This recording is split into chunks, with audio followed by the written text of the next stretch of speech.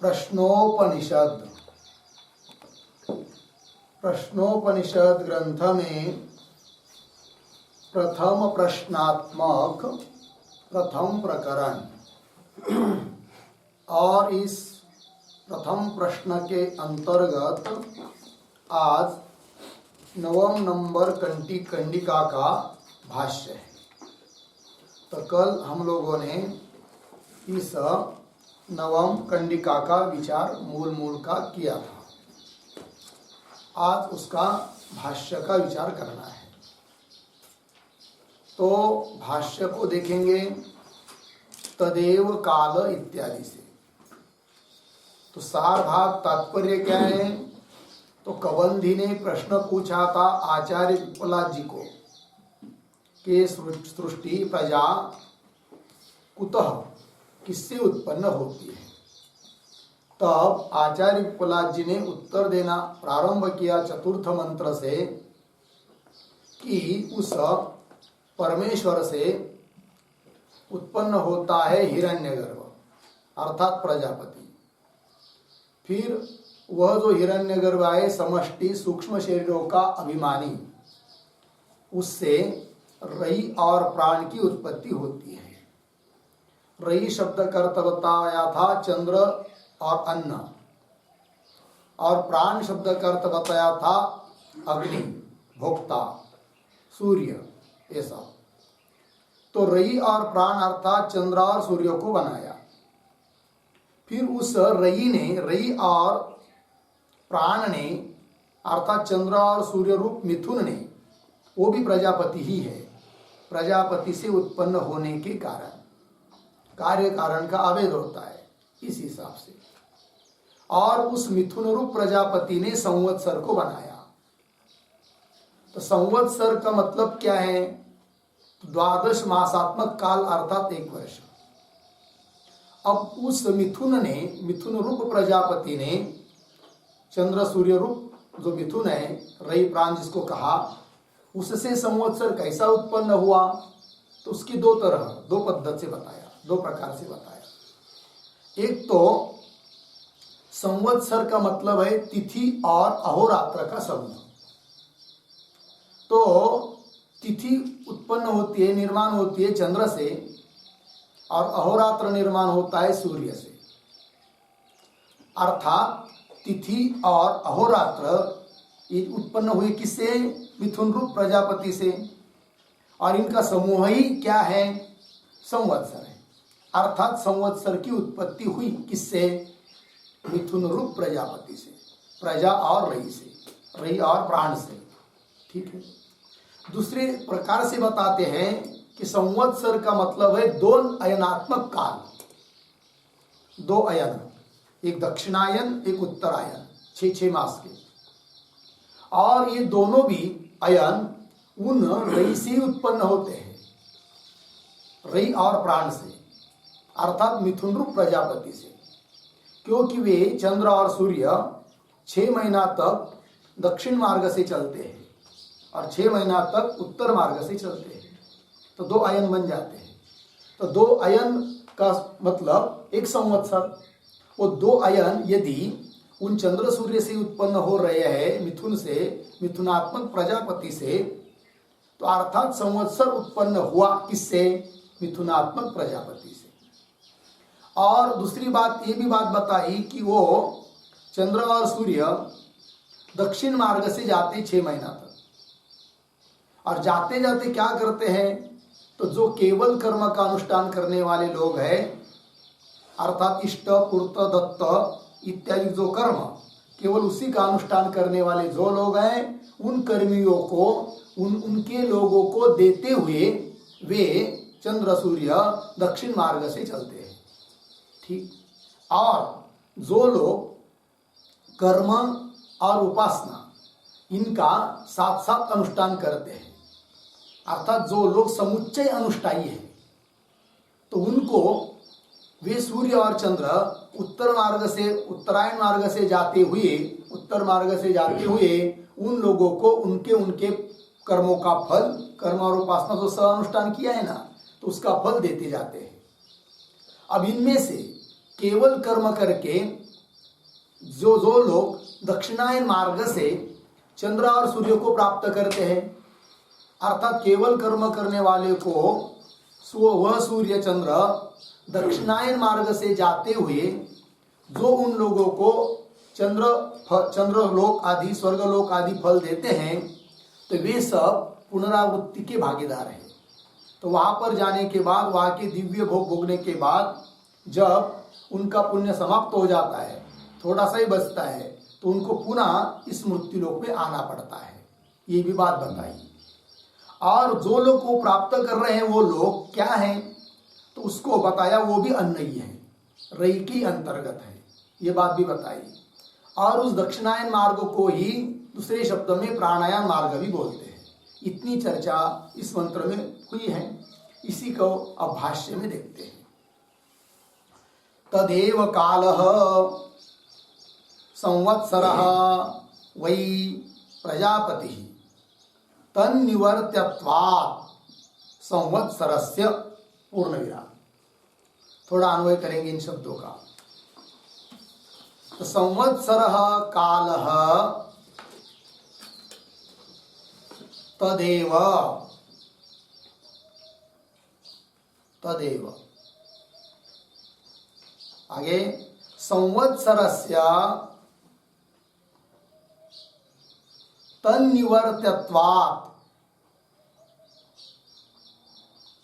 तन्निवर्त्यत्वात् प्रजापति वै।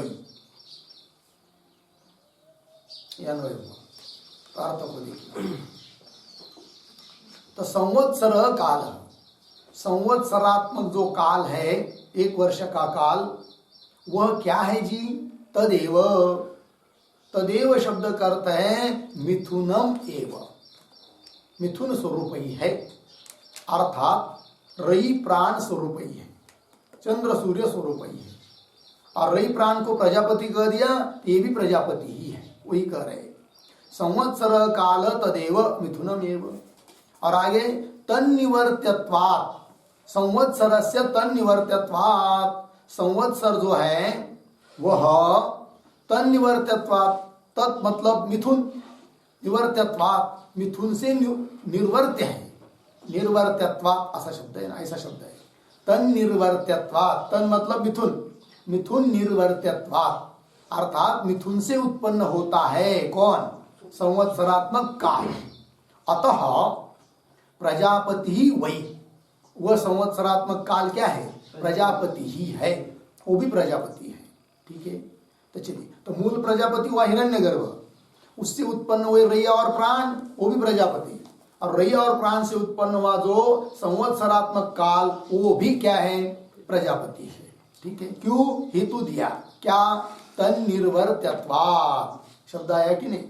उस पर एक वाक्य लिखिए, तन्निर्वर्त्यत्वात्। लिखते हैं तन्निर्वर्त्यत्वात् बराबर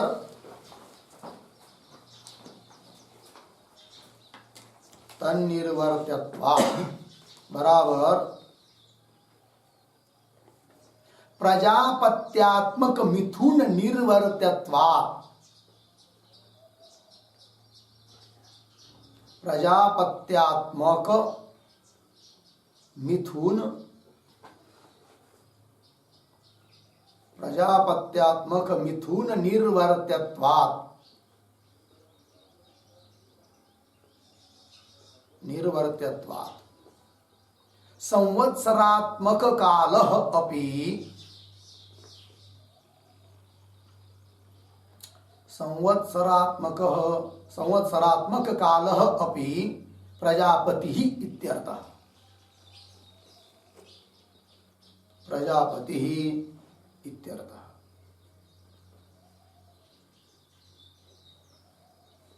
ठीक है, अर्थ देखिए, भाष्य के इस पंक्ति का ही तात्पर्य बताया। तन्निर्वर्त्यत्वात् का मतलब है प्रजापत्यात्मक जो मिथुन, रई और प्राण मिथुन, उससे निर्वर्त्यत्वात्, निर्वर्त्यत्वात् का अर्थ होता है निष्पन्नत्वात्, उत्पन्नत्वात्, उस मिथुन से उत्पन्न हुआ है, निष्पन्न हुआ है कौन? संवत्सरात्मक काल। इसलिए संवत्सरात्मक काल भी क्या है? प्रजापति है। ये बात बताइए। आगे चलिए। अब यह संवत्सरात्मक काल क्या बताया कि तन्निर्वर्त्यत्वात्, उस प्रजापत्यात्मक मिथुन से निर्वर्त्य है, रई और प्राण से उत्पन्न है, चंद्र और सूर्य से उत्पन्न है, कैसे? तो उसका स्पष्टीकरण कर रहे स्वतः भाष्यकार कि चंद्र सूर्य रूप मिथुन से संवत्सरात्मक काल किस तरह से उत्पन्न होता है, इस बात को कह रहे भाष्य में। तो चंद्रादित्य निर्वर्त्य तिथि अहोरात्र समुदाय ही संवत्सरः तत् अनन्यत्वात् रई प्राण मिथुनात्मक एव इति उच्यते। मेरा पंक्ति अर्थ को देखिए। चंद्रादित्य, चंद्र और आदित्य, चंद्र मतलब रई, आदित्य मतलब प्राण। तो चंद्रादित्य निर्वर्त्य, निर्वर्त्य मतलब निष्पन्न, उत्पन्न। चंद्र और आदित्य से उत्पन्न होते हैं कौन? तिथि अहोरात्र। तो चंद्र से उत्पन्न होती है कौन? तिथियां। और आदित्य से उत्पन्न होता है कौन? अहोरात्र, रात दिन। तो चंद्र आदित्य निर्वर्त्य तिथि अहोरात्र समुदाय, और उन तिथि और अहोरात्रों का जो समुदाय, वो समुदाय ही है क्या? संवत्सर। तो वही लिखा है, तिथि अहोरात्र समुदाय ही संवत्सर। और तद अनन्यत्वात्, तद अनन्यत्वात्, तद नहीं, तद रई प्राण जो कि संवत्सर का कारण है, और कारण और कार्य का अभेद होता है। ठीक है। तो तत् शब्द से लेंगे रई प्राण मिथुन। अब अनन्यत्वात्, अनन्यत्वात् का अर्थ है अभिन्नत्वात्। तो क्या अर्थ हुआ? तद अनन्यत्वात्, रई और प्राण के साथ अनन्य है, न अन्य अनन्य, अर्थात अभिन्न है। तद अनन्यत्वात्, अभिन्न होने से, क्योंकि कार्य और कारण का अभेद होता है। तो रई प्राण मिथुनात्मक एव, इसलिए वो जो संवत्सरात्मक काल है वो क्या है? रई प्राण जो मिथुन है उस मिथुनात्मक ही है, मिथुन स्वरूप ही है, उससे अतिरिक्त नहीं है। रई और प्राण मिथुन वो कारण हुआ, और कार्य हुआ संवत्सर, कार्य कारण का भेद होता है। अतः संवत्सर भी जैसे मिट्टी से उत्पन्न होता है घड़ा, तो मिट्टी से अनन्य है, वो अभिन्न है कौन? घट। अर्थात मिट्टी को छोड़कर नहीं है कौन? घड़ा।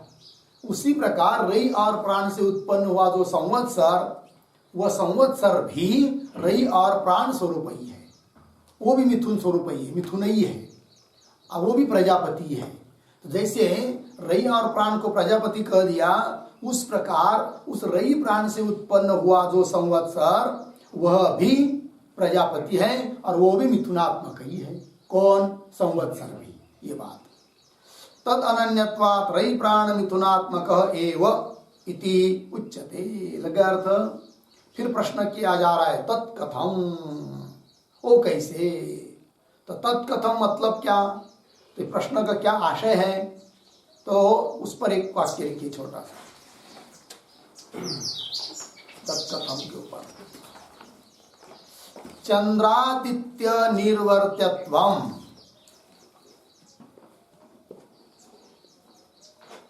चंद्रादित्य निर्वर्त्यत्वम्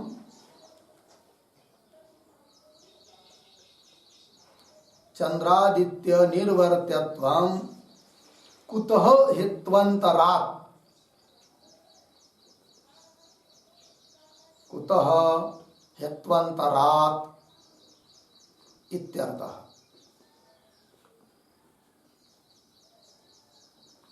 तो हित्वन्तरात् इत्यर्थः। ठीक है, देखो भाई अर्थ। तो चंद्रादित्य निर्वर्त्यत्वम् मतलब चंद्र और आदित्य से निर्वर्त्य है, उत्पन्न है संवत्सरात्मक काल। तो एक हेतु तो बता दिया कैसे उत्पन्न है करके, एक प्रकार बता दिया। और भी कोई प्रकार है क्या? और भी कोई हेतु है क्या? और भी कोई आपके पास ऐसी युक्ति है क्या इस बात को बताने के लिए?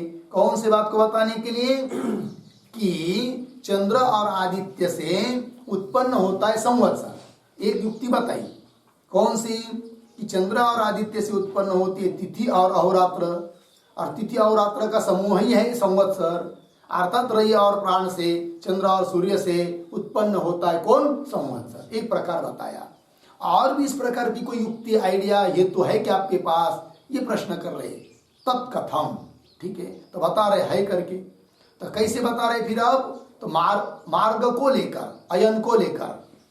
तो संवत्सर क्या है? दो अयनात्मक है, दक्षिणायन उत्तरायन। और वो दक्षिणायन और उत्तरायण उत्पन्न होते किन से? उस मिथुन से, रवि और प्राण से, अर्थात चंद्र सूर्य से उत्पन्न होते कौन? दो अयन। और दो अयनात्मक काल ही क्या है? संवत्सर है। अर्थात संवत्सर उत्पन्न होता है किससे? रवि और प्राण से। ठीक है कि नहीं?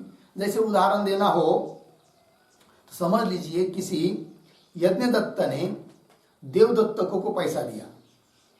कितना रुपया दिया? समझ लीजिए 40 रुपया दिया, है कि नहीं? और थोड़ी देर के बाद, 1 घंटे के बाद और 60 रुपया दिया। ठीक है, अब वो देवदत्त बोल रहा है, देवदत्त को पूछा किसी ने, आपके पास कितना पैसा है? तो बोल रहा है 100 रुपये है भाई।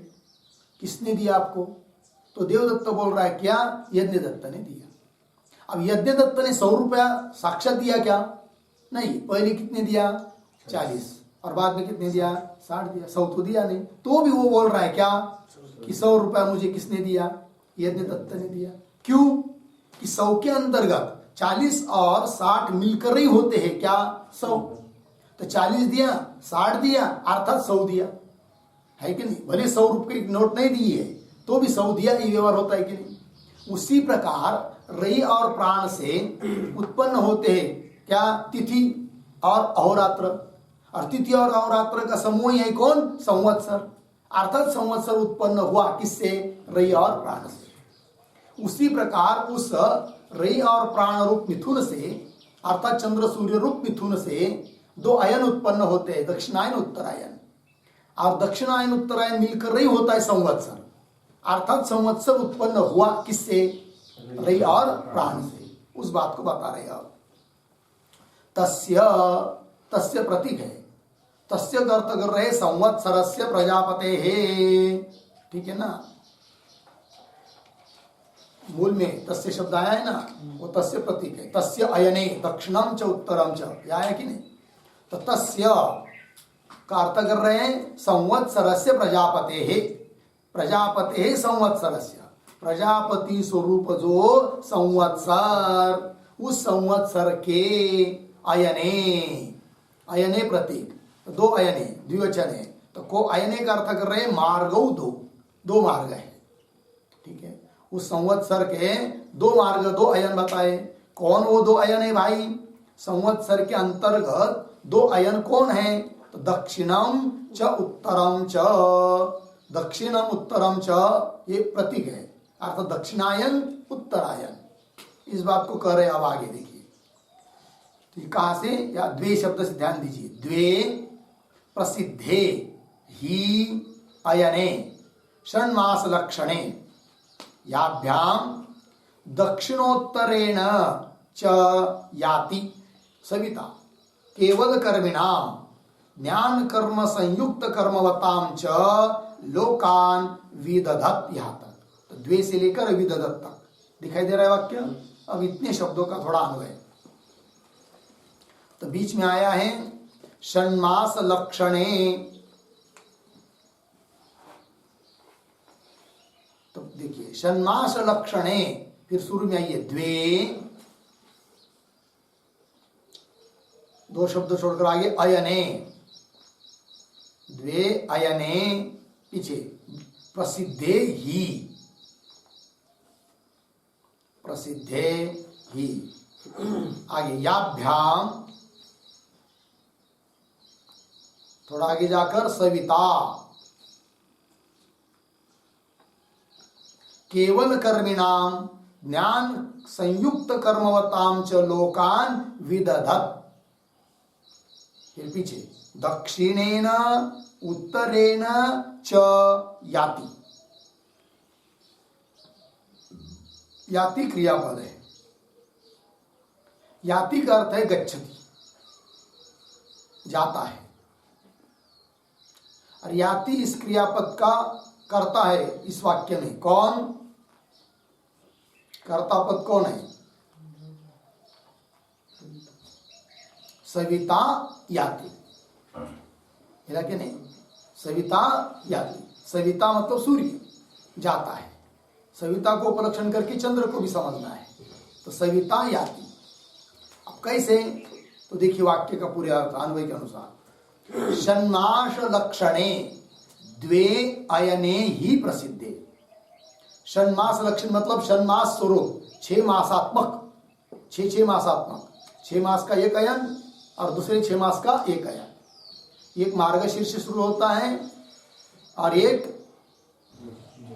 ज्येष्ठ से शुरू होता है, लेकिन एक अयन। षण्मास लक्षणे 6 मासात्मक द्वे अयने ही प्रसिद्धे ही, 2 अयन प्रसिद्ध ही हैं।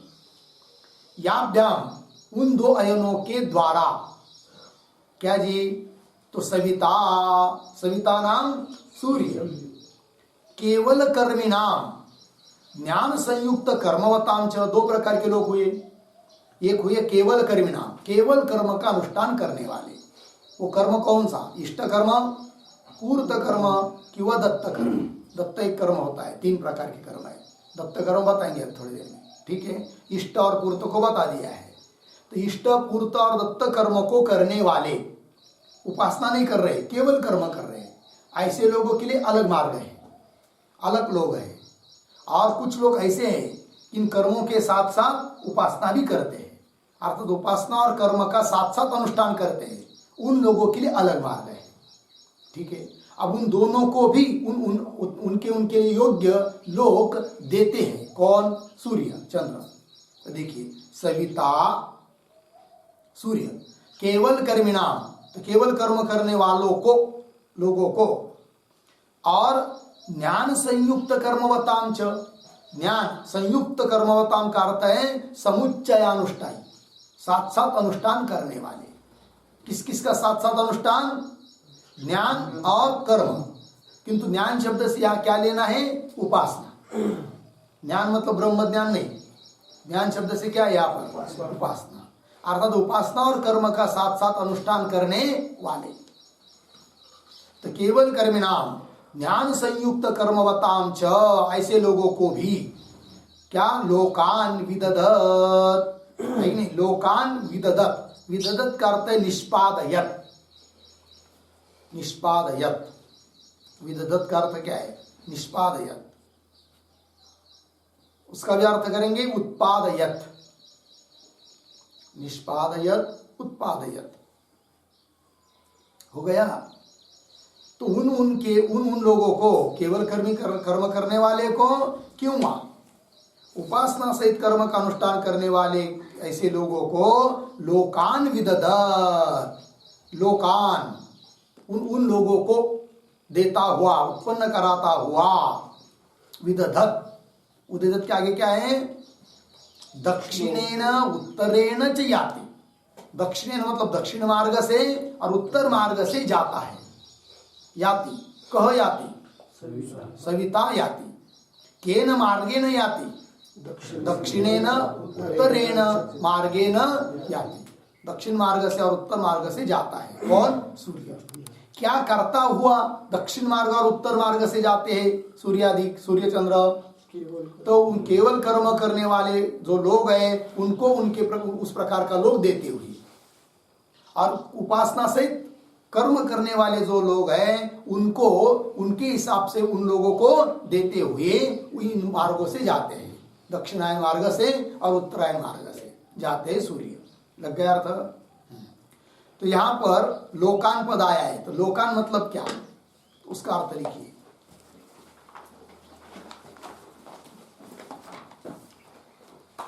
लोक्यन्ते,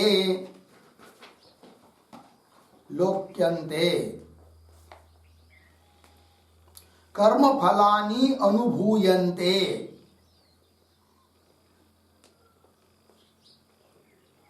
कर्म फलानि अनुभूयन्ते येषु ते लोकाः बराबर स्थान विशेषाः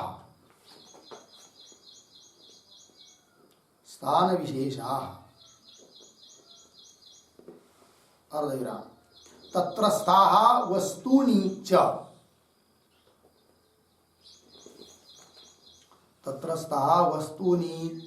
अर्धविराम सुख दुःखानि च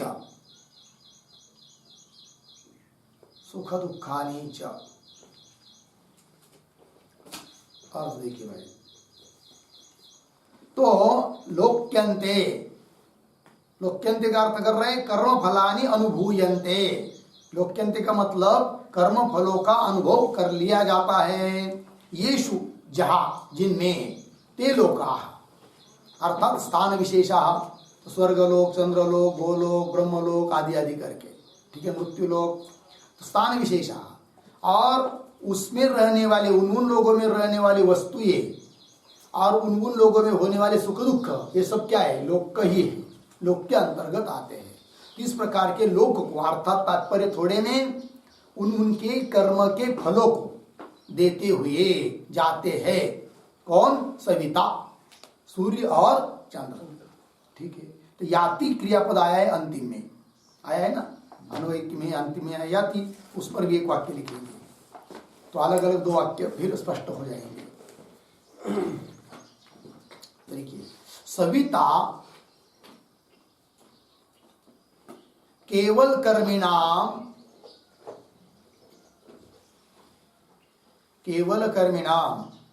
लोकान विदधत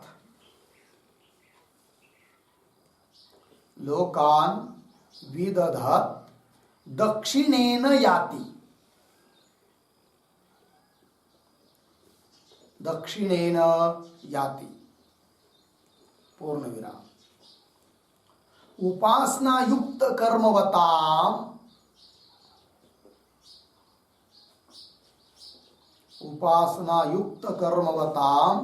लोकान विदधत उत्तरेण याति,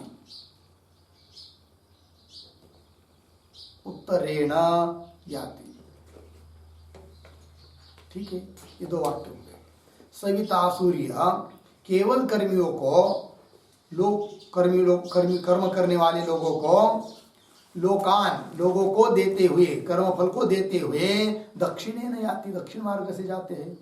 और उपासना युक्त कर्मवता, उपासना सहित कर्म करने वाले लोगों को उनके फल को विदधत देते हुए उत्तरेण याति, उत्तर मार्ग से जाते हैं। लग गया अर्थ? चलिए, तो ये भाष्य हुआ, कहा था मूल का। तो मूल में पहले वाक्य का भाष्य हुआ, संवत्सरो वै प्रजापति तस्यायने दक्षिणम च उत्तरम च, यहाँ तक का भाष्य हुआ। आगे है तद ये ह वही, मिला मूल में, तो उसका अब भाष्य कर रहे भाष्यकार। तो आगे प्रश्न कर रहे कथम। क्या प्रश्न है जी? कथम। इस कथम का क्या तात्पर्य है, मतलब क्या, कौन सा प्रश्न पूछना चाह रहे हैं? तो कथम के ऊपर एक वाक्य, चंद्रादित्योः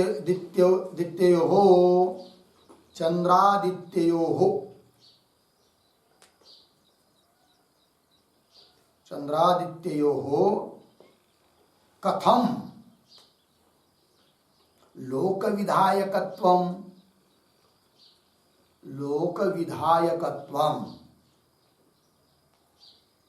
कौंस में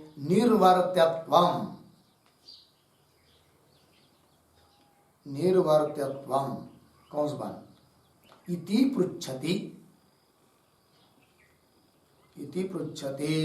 कथम इति।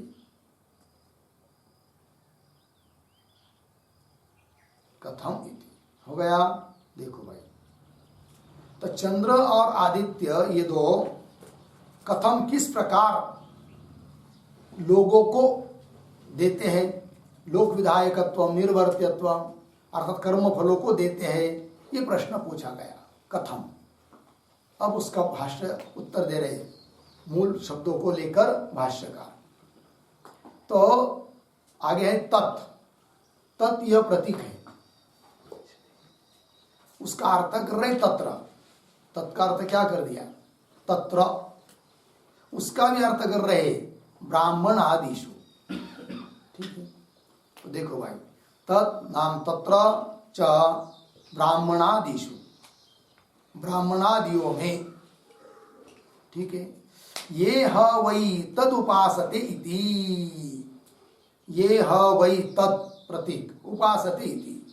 तो ब्राह्मणादियों में जो ऋषि लोग आदि कुछ लोग उपासना करते हैं अर्थात अनुष्ठान करते हैं। ठीक है, तो आगे तो क्रिया विशेषण द्वितीय तत्शब्द। ठीक है, तो द्वितीय जो तत्शब्द है वह क्रिया का विशेषण है। ठीक, द्वितीय तत्शब्द मतलब कौन सा तत्शब्द? तो मूल मंत्र में देखिए, पहला वाक्य पूरा होने के बाद दक्षिणम च उत्तरम च, ये पहला वाक्य पूरा हुआ। उसके बाद आया तद ये ह, तो तद आया कि नहीं? ये तद पहला तद है। और आगे देखिए तद ये ह वै तत् आया, तत् ये दूसरा तद है। तो पहले तद का अर्थ कर दिया तत्र। अब जो द्वितीय तद है वह क्रिया का विशेषण है, अर्थात आगे जो आया है तत्, उसके बाद इष्टाप्रुते कृतम इति उपासते, तो उपासना रूप क्रिया, अनुष्ठान रूप क्रिया, उसका विशेषण है वो तत्शब्द। ये कर रहे भाष्यकार। ठीक है, तो चलो, तो क्रिया विशेषण द्वितीय तत्शब्द। द्वितीय तत्शब्द क्रिया का विशेषण है। जैसे क्रिया का विशेषण होता है कि नहीं, जैसे बालक गच्छति, तो गमन रूप क्रिया है, किंतु कैसा जाता है बालक? शनैः शनैः, तो बालक शनैः शनैः गच्छति, तो उसकी जो गमन रूप क्रिया है उसका विशेषण क्या बताया? शनैः शनैः। उस प्रकार उपासना कर रहे हैं, उपासते, उसका विशेषण, उस क्रिया का विशेषण, उपासना मतलब अनुष्ठान कर रहे हैं, और उसका विशेषण दिया कौन? तत्। वो शास्त्रोक्त कर्मों का अनुष्ठान करते हैं ये सब। तो देखिए आगे क्रिया विशेषण द्वितीय तत्शब्द। फिर आगे इष्टम च पूर्तम च इष्टापूर्ते, तो मूल में तत् के बाद इष्टापूर्ति पद आया है। इष्टापूर्ति पद का विग्रह बता रहे भाष्यकार। तो क्या विग्रह है? इष्टम च पूर्तम च इष्टापूर्ते, इष्ट और पूर्त उसको कहेंगे क्या? इष्टापूर्ते। अब वहां पर इष्ट और पूर्त को जोड़ दिया, समास हुआ, इष्टपूर्त होना चाहिए, इष्टा क्यों हुआ है कि नहीं? तो वहां पर एक वाक्य लिखे उसके ऊपर, इष्टापूर्ते में, इष्टापूर्ते के ऊपर। तो लिखते हैं इष्टापूर्ते इति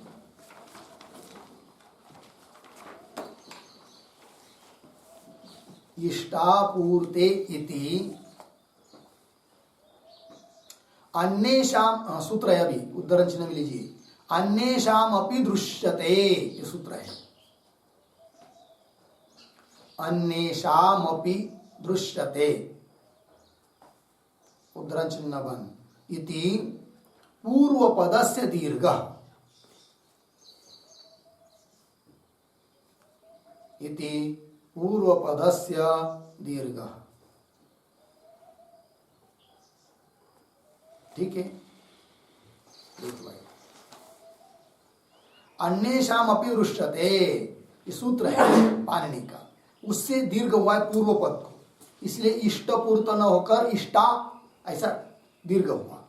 चलिए इष्टम च, भाष्य में इष्टम च पूर्तम च इष्टापूर्ते इत्यादि, इत्यादि कर्म करने वाले लोग, केवल कर्म का अनुष्ठान करने वाले। कौन कर्म? इष्ट कर्म, पूर्त कर्म। इष्ट कर्म कौन है, पूर्त कर्म कौन है, कल बताया है। और भाष्य में लिखा है इत्यादि, तो आदि शब्द से क्या लेंगे? तो आदि शब्द से लेंगे दत्त कर्म। इष्ट कर्म क्या हो जाएगा फिर? इष्ट कर्म, पूर्त कर्म और दत्त कर्म। तो इत्यादि शब्द आया कि नहीं, उस पर एक वाक्य लिखिए, तो दत्त कर्म क्या है पता चलेगा। इत्यादि इसके ऊपर एक वाक्य टिप्पणी। दत्तम कर्म आदि शब्दार्थ,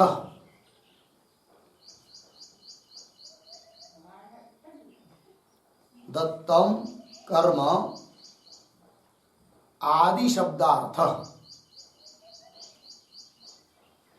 दत्तम कर्म आदि शब्दार्थ पूर्ण विराम। फिर एक श्लोक लिखिए आगे उद्धरण चिन्ह में, शरणागत संत्राणम,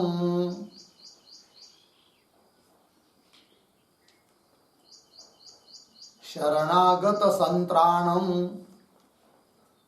भूतानां चाप्यहिंसनम, चाप्यहिंसनम, हिंसनम ये पूर्वार्ध हुआ, पूर्ण विराम। आगे बहिर्वेदी च यद्दानम, बहिर्वेदी च यद्दानम दत्तमित्थम, दत्तमित्यभिधीयते, दत्तमित्यभिधीयते,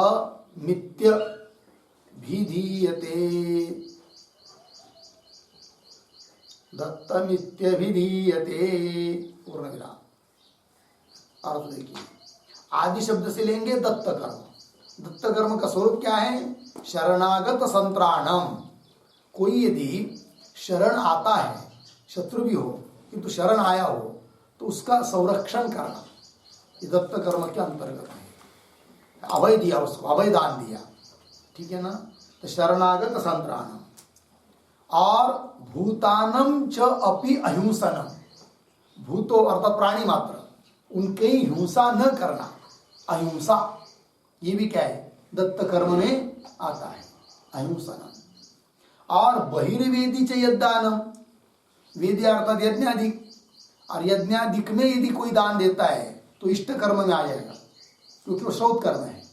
किंतु यज्ञ के बाहर जो दान दिया जाता है वो आता है दत्त कर्म में। तो बहिर्वेदी, वेद के बाहर मतलब यज्ञ के बाहर जो दान दिया जाता है, यद्दानम दत्तम इति अभिधीयते, उसको बोलते हैं दत्त कर्म। तो तीन कर्म हुए कि नहीं? कौन कौन? इष्ट कर्म, पूर्त कर्म और एक हुआ दत्त कर्म। चलिए फिर भाष्य में, इष्टम च पूर्तम च इष्टापूर्ते इत्यादि कृतम एव उपासते न अकृतम। तो देखो भाई, कृतम एव इत्यादि जो कर्म है तो कैसा कर्म है? कृतम। तो मूल में आया है कि नहीं? कृतम इति मिला, इष्टापूर्ति के बाद मूल में कृतम इति, उसकी व्याख्या कर रहे हैं। तो इति का अर्थ होगा एव, कृतम इति मतलब कृतम एव उपासते। कृतम एव का मतलब होता है कार्यम एव अनुतिष्ठन्ति, जो किया जाता है, जो यत्न साध्य है, उसी का ही केवल अनुष्ठान कर रहे हैं, है कि नहीं? अर्थात उपासना नहीं कर रहे, केवल कर्म का अनुष्ठान कर रहे हैं, ठीक है। तो कृतम एव, कार्यम एव, उपासते मतलब अनुतिष्ठन्ति। न अकृतम, अकृत कर्म का अनुष्ठान नहीं करते, कृत कर्म का अनुष्ठान कर रहे हैं। अकृत शब्द का अर्थ यहां पर लेंगे शास्त्र निषिद्ध, तो शास्त्र निषिद्ध कर्म का अनुष्ठान नहीं कर रहे, शास्त्र विहित कर्म का ही केवल अनुष्ठान कर रहे हैं। लग गया अर्थ? पंक्ति देखिए, कृतम एव उपासते न अकृतम, ठीक।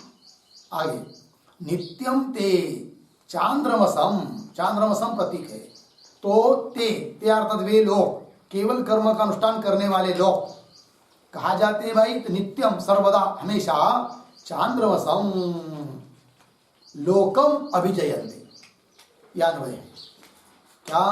तो नित्य सर्वदा ते लोग चांद्रमसम लोकम अभिजयन्ते, चांद्रमस लोक को जाते हैं। तो चांद्रमस क्या है भाई? तो चांद्रमसम का अर्थ कर रहे हैं, चांद्रमसम प्रतीक है, तो चांद्रमसम का अर्थ कर रहे हैं चंद्रमसी भवम, चंद्रमा में होने वाले, जो भी सुख दुख आदि के लोग है उसको ही वो प्राप्त होते हैं। तो चंद्रमसी भवम प्रजापते हैं मिथुनात्मकस्य अंशम रयिम अन्नभूतम लोकम अभिजयंती। लोकम आया कि नहीं, ये बीच वाला लोकम का विशेषण है। तो चांद्रमसम का अन्वय लोकम के साथ, चांद्रमसम लोकम, चांद्रमस लोगों को ही प्राप्त होते हैं। कौन? केवल कर्म का अनुष्ठान करने वाले। कृतम एवं उपासते है कि नहीं, केवल कर्म का जो अनुष्ठान करने वाले हैं वे लोग चांद्रमसम लोकम अभिजयंते, चांद्रमस लोक को जाते हैं। तो चांद्रमस लोक कैसा है? तो कर रहे चांद्रमसम का अर्थ कर रहे हैं चंद्रमसी भवम, चंद्रमा में होने वाले। और कैसा है वो लोग? प्रजापते मिथुनात्मकस्य, मिथुनात्मकस्य प्रजापते, मिथुनात्मक जो प्रजापति। तो मिथुन शब्द से कौन लेंगे? रयी प्राण, रयी प्राणात्मक जो मिथुन, वो मिथुन भी प्रजापति है। तो मिथुनात्मक प्रजापते है कि नहीं? क्या लिखा है? प्रजापते मिथुनात्मकस्य है कि नहीं? तो मिथुनात्मकस्य प्रजापते, मिथुनात्मक जो प्रजापति उसका जो एक अंश, क्योंकि रई और प्राण की सर्वात्मकता बताइए पीछे, रई और प्राण सर्वात्मक बताए कि नहीं? तो वो सब कुछ रई और प्राण ही है, उसका ही एक अंश है वो चंद्रलोक, उसको वो प्राप्त होते। कौन? केवल कर्म का अनुष्ठान करने वाले। ठीक है।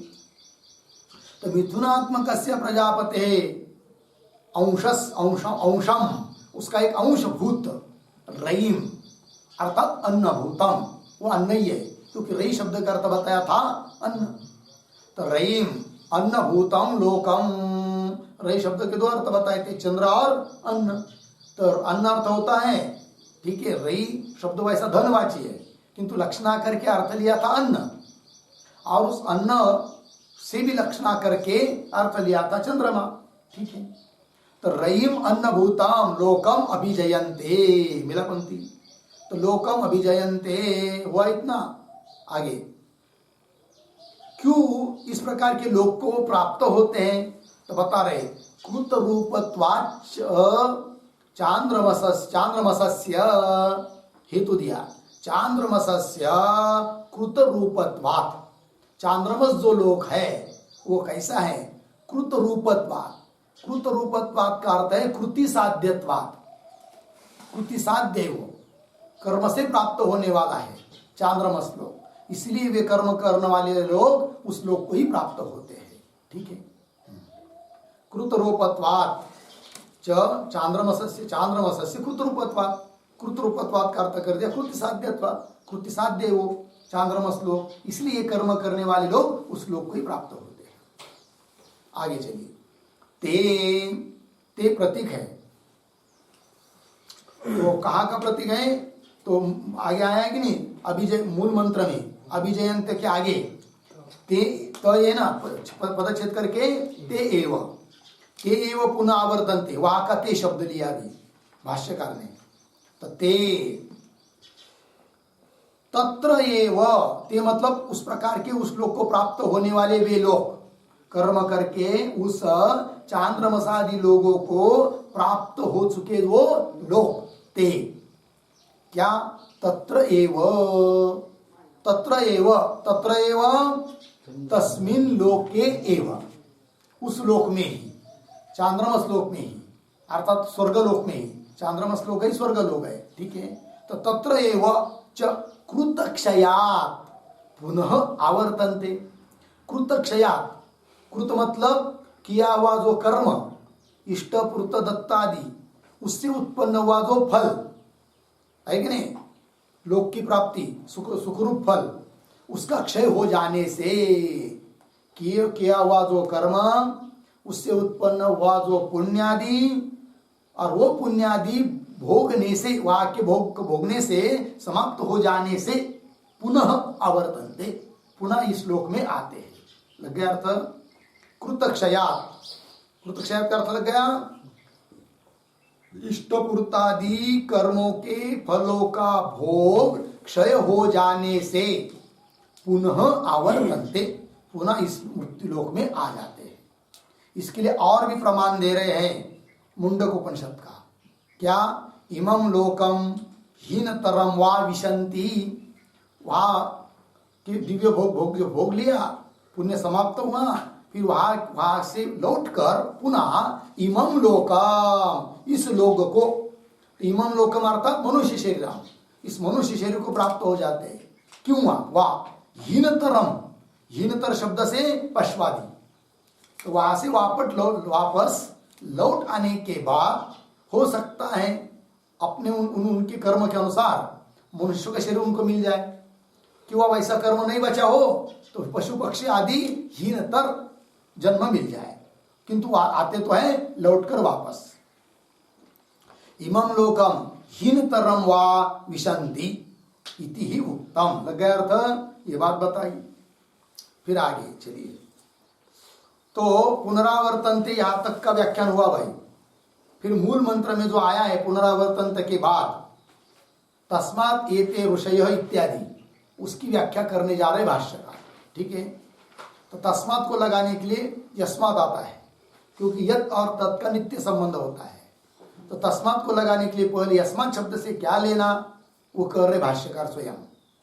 तो यस्मात् एवं, मिला पंक्ति, तो पंक्ति पहले पढ़ लेता हूं, फिर अन्वय करेंगे, फिर अर्थ करेंगे। तो यस्मात् एवं प्रजापतिम अन्नात्मकम फलत्वेन अभिनिर्वर्तयन्ति चंद्रम इष्टापूर्त कर्मणा एते ऋषयः, एते ऋषयः प्रतीक, उसका अर्थ स्वर्ग द्रष्टारः।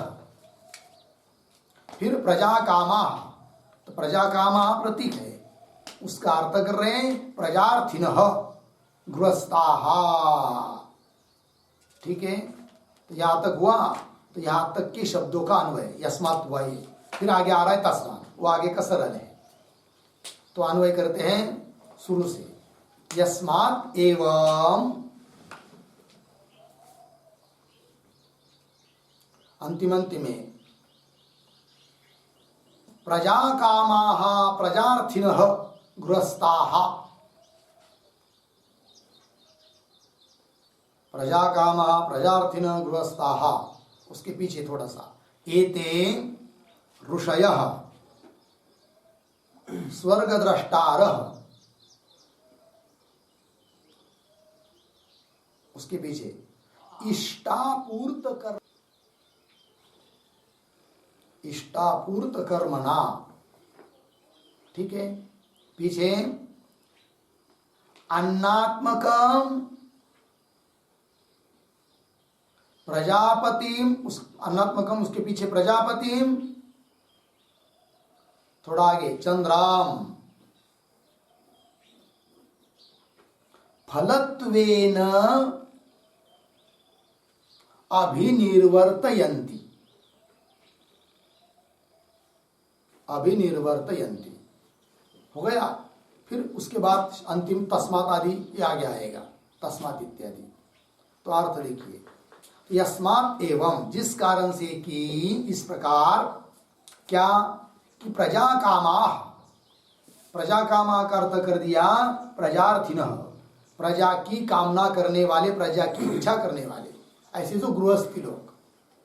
पुनः कैसे वो एते ऋषयः, ऋषय का अर्थ कर दिया स्वर्ग द्रष्टार, स्वर्ग की तरफ देखने वाले, स्वर्ग को चाहने वाले, स्वर्ग द्रष्टार। क्या? तो इष्टापूर्त कर्मणा, इष्टापूर्त कर्म के द्वारा, माध्यम से, क्या? अन्नात्मकम प्रजापतिम चंद्रम, चंद्रम के दो विशेषण, अन्नात्मकम प्रजापतिम चंद्रम, अन्नात्मक प्रजापति स्वरूप जो चंद्र, उस चंद्र को फलत्वेन अभिनिर्वर्तयन्ति, फल रूप से, अभिनिर्वर्तयन्ति उत्पादयन्ति, अभिनिर्वर्तयन्ति करते हैं उत्पादयन्ति, निष्पादयन्ति, उत्पन्न कर लेते हैं, प्राप्त कर लेते हैं। यस्मात्, जिस कारण से। तो अभिनिर्वर्तयन्ति मिला कि नहीं, उसका अर्थ क्या किया? उत्पादयन्ति, निष्पादयन्ति, फलत्वेन, फल रूप से चंद्रलोक को प्राप्त कर लेते हैं, इष्टापूर्त कर्म के द्वारा प्राप्त कर लेते हैं। अभिनिर्वर्तयन्ति, तो अभिनिर्वर्तयन्ति इस क्रियापद का कर्ता कौन है? कौन है? ऋषयः, प्रजा कामः, ये सब। तो अभिनिर्वर्तयन्ति का करता है प्रजा कामः, प्रजार्थिन गृहस्थः एति ऋषयः, स्वर्गद्रष्टार, ये सब कर्ता में आते हैं, है कि नहीं? तो प्रजा को इच्छा करने वाले ऋषि लोग, करता हुआ अभिनिर्वर्तयन्ति। किम अभिनिर्वर्तयन्ति एति ऋषयः प्रजा कामः? शाबाश, चंद्रम अभिनिर्वर्तयन्ति प्रजा कामाः एते ऋषयः चंद्रम अभिनिर्वर्तयन्ति। चंद्र मतलब चंद्रलोक, चंद्रलोकम अभिनिर्वर्तयन्ति, प्राप्त कर लेते। कीदृशम चंद्रलोकम एते ऋषयः अभिनिर्वर्तयन्ति?